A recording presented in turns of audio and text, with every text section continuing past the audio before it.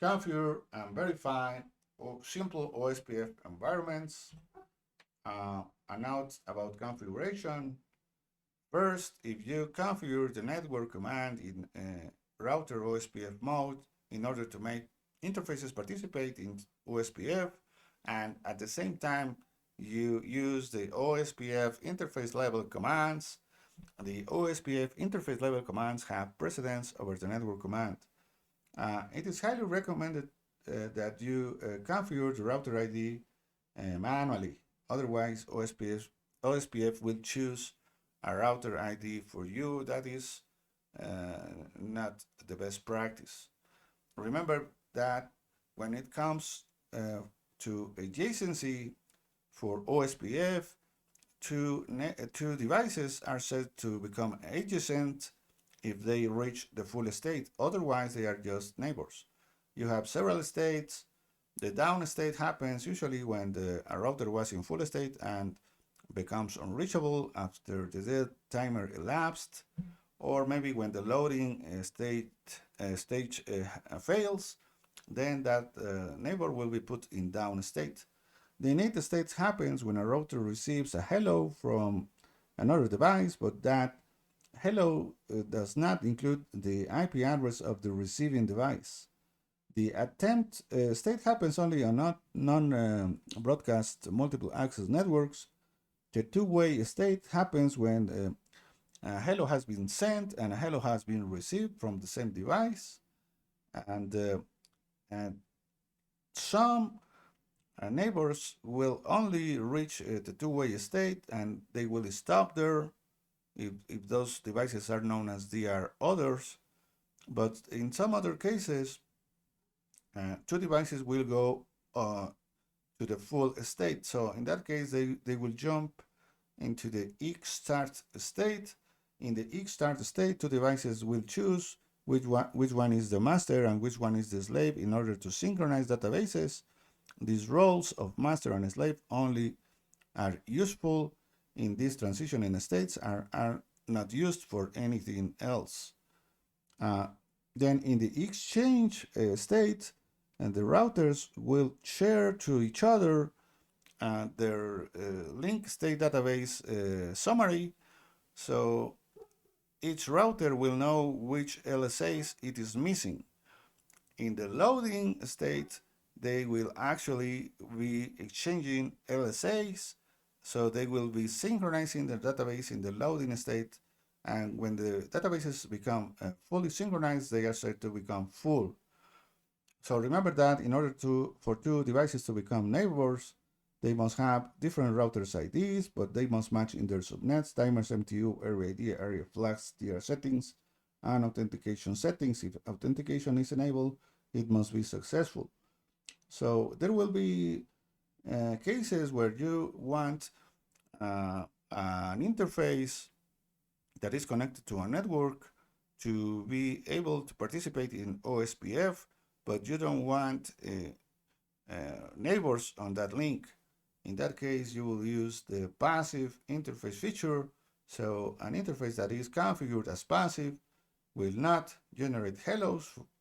Therefore, it will not create neighbors on that link, but that link subnet will still be part of OSPF. So remember that OSPF is highly concerned on what is the layer 2 that it is running on. It behaves a bit differently depending on the layer 2 that your devices are working on. If your layer 2 has protocols such as HDLC, PPP, or maybe GRE, if you're using a tunnel, OSPF will work as a P2P network. In a P2P network, you can only connect two devices. So examples of links that use P2P are E1, T1, or packet over sonnet, or tunnels. In these cases, there is not an election or a DR nor a BDR. The hello is 10 seconds and the timer is 40 seconds. And the two devices will only communicate using the multicast address 224.0.0.5. If your network has the capability to send and receive multicast, and will let you connect 2 or more devices. That network is said to be a broadcast network. In this kind of networks, a DR and a VDR get selected in order to reduce flooding. Otherwise, you will have to create a full mesh of adjacencies between all your routers connected to the same network. So in this case, all the routers that are not elected as a DR or a VDR are known as DR orders. The DR orders will send updates to the DR and VDR using the IP address 224.0.0.6, and the DR will flood this information to all other routers using the IP address 224.0.0.5. So for instance, if you had 10 routers connected to a broadcast network, if the DR and the VDR were not elected or were not used, you will have to create, according to that formula, 45 adjacencies.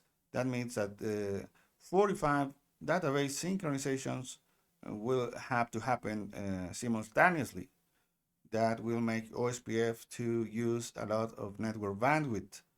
So if you're using a DR and a VDR, and you connect if you connect 10 routers, you will reduce that synchronization to 17. The DR is in charge of creating LSA2s for this network. If you want to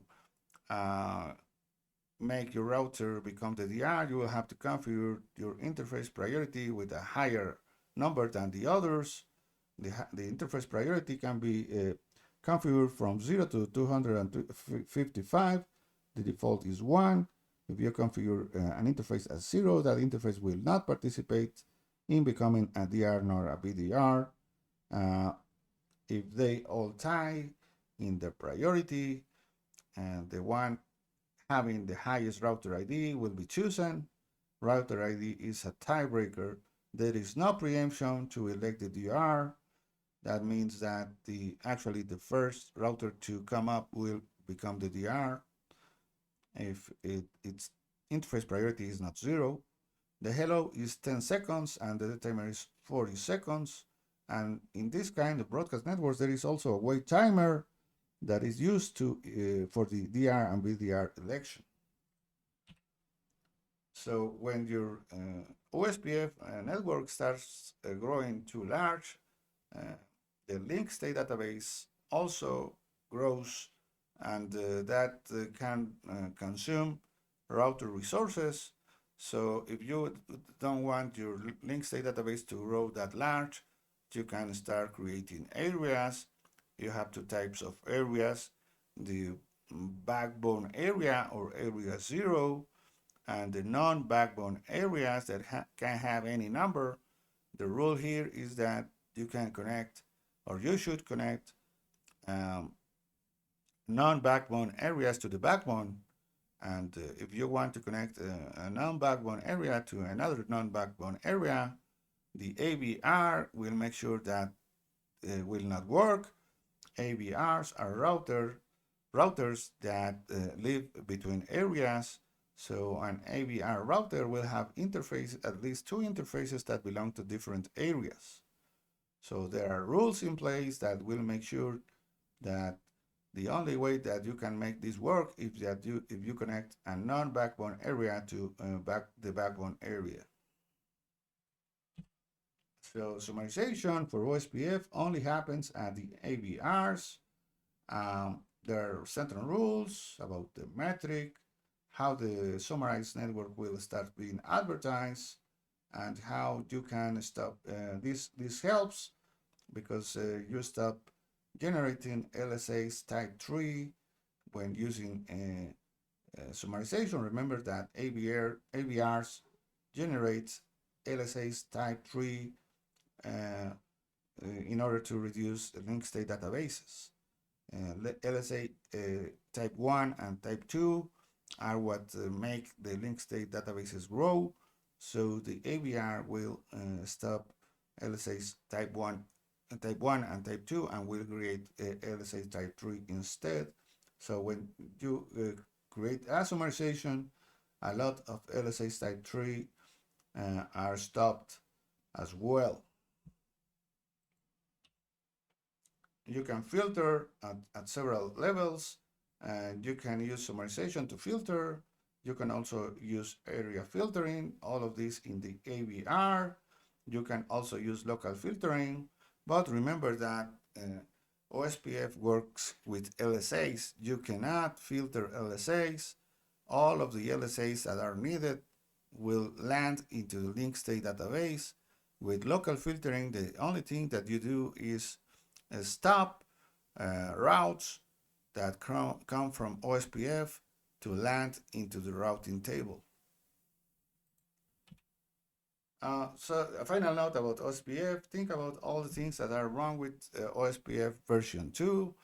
The router ID it can be chosen dynamically. That is not that good. If you look into the packets, they are heavily linked to IPv4. That is why OSPF version 2 is highly linked to IPv4 only. You cannot run IPv6 using OSPF version 2, and the authentication is not that great. So there are several things that OSPF version 3 improves over OSPF version 2. We're going to review some of these features of OSPF version 2 in the lab.